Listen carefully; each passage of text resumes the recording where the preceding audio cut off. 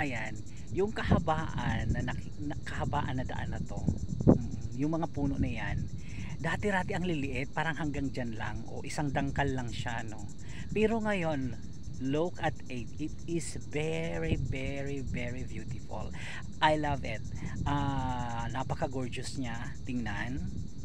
Yung mafe-feel mo talaga yung nature.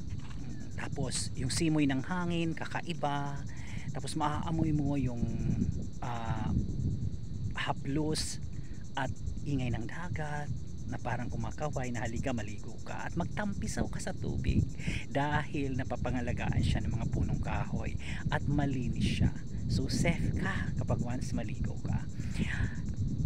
At saka guys, mga ka-Rels body, napakasarap na damdamin na napapaligiran ka ng mga punong kahoy.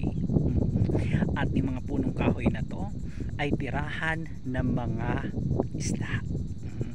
Di ba?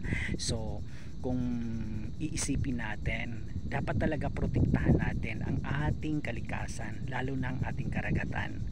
Hindi lang ang ating karagatan, pati ng ating kabukiran.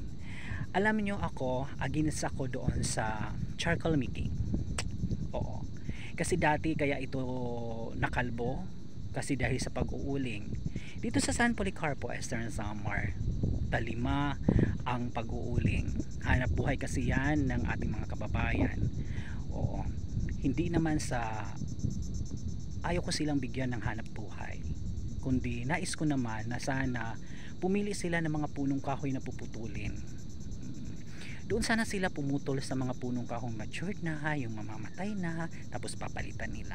Pwede naman yan ganon na kondisyon. Sana yan, ang hiling ko lang doon sa mga charcoal makers o mag-uuling, please stop kaingin system. Kasi darating ang oras at panahon na bigla na lamang tayo magugunaw dahil sa mga kagagawan ninyo hindi kaaya-ay. Ang kalikasan ay dapat ingatan at alagaan dahil ito ang ating pinagkukunan ng hanap buhay.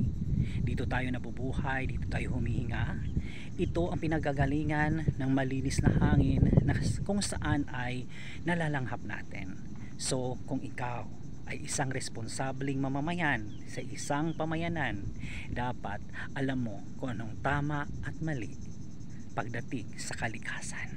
This is your Aling Pututay na nagsasabi, I love you all. Please share and follow